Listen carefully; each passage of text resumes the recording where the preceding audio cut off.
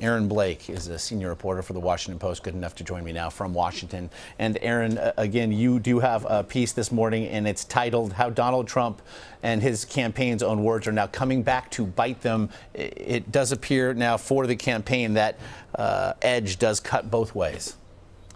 Yeah, and really, you know, the campaign in recent days, of course, has, in response to the video that the Washington Post reported on Friday, been making this big focus on Bill Clinton's indiscretions in the White House and before, raising those decades-old allegations.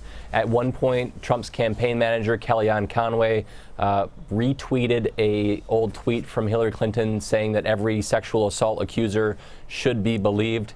And basically now they're in the position of arguing that while we should believe Bill Clinton's accusers, we should not believe the growing number of women who are accusing Donald Trump. And that's a very difficult case to make.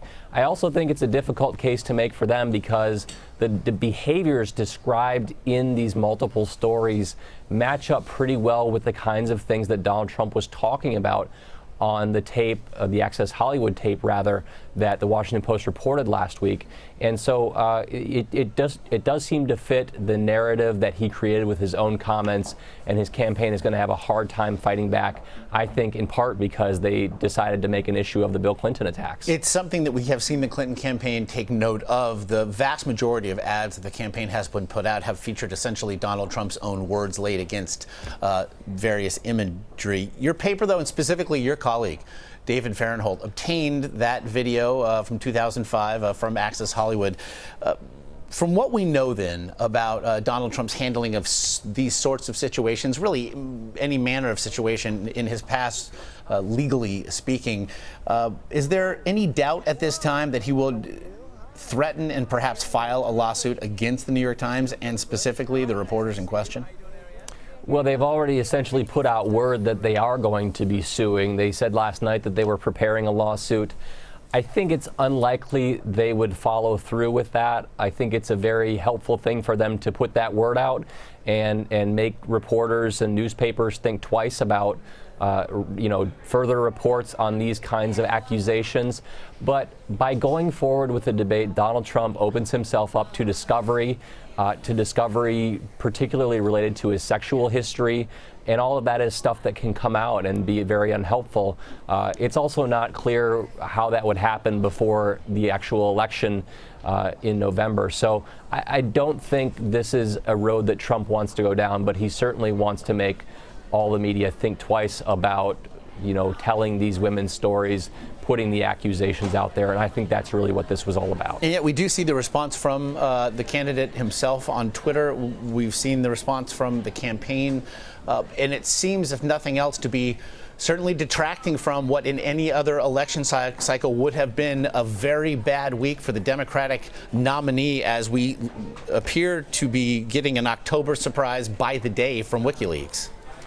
It was really remarkable. The WikiLeaks emails from Clinton's campaign essentially came out right after the Washington Post reported on that video last week on Friday. And I think that reporters are starting to dig through those emails and really find the storylines that are contained within them. There have certainly been some very unhelpful developments, particularly a top Trump aide's comments about Catholics.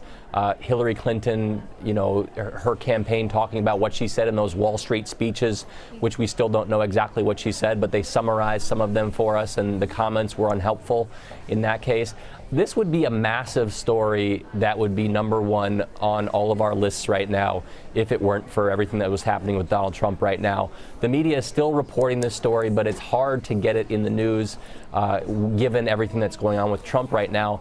And especially, I think, given the Trump campaign's response. Trump is trying to press the case on WikiLeaks in his speeches, but it just totally gets drowned out in all the other talk about his videos, about him saying Hillary Clinton should be in jail. If they really focused intently on this WikiLeaks thing and were allowed to, I think this could be a very good thing for the Trump campaign. It also speaks perhaps to the real politic here, how the electorate feels about it. Not only are opportunities perhaps to reach undecided voters now falling short as both campaigns really turn within, there have been tacit acknowledgments by Trump campaign staffers that they are looking to depress Democratic turnout at the polls. What's the concern then, if nothing else, in the campaign itself, that these allegations, if they turn into something of a daily drumbeat as they regard the GOP nominee, will in fact depress Republican turnout?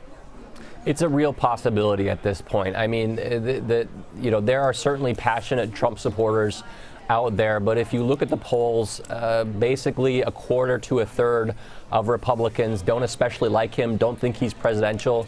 They think he says things that are, up to and including racist. When it came to the judge of Mexican descent, there are real concerns that these people have with Trump.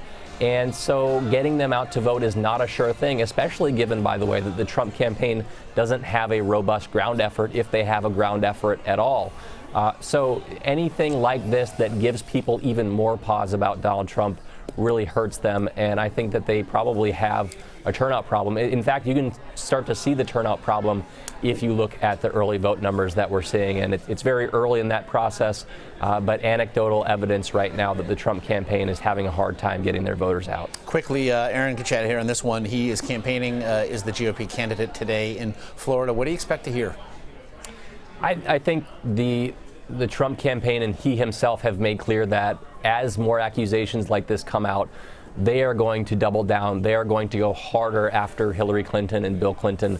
I think, we've certainly seen him unplugged this week. I think it's going to be even more so today. I think that the reaction is just going to keep ratcheting up, and this is really going to go down into the mud, and that's the campaign that they're going to have over the last 4 weeks. A race to the bottom, as so many have invoked. Aaron Blake of the Washington Post, as always, the time and insight are appreciated. Thank you.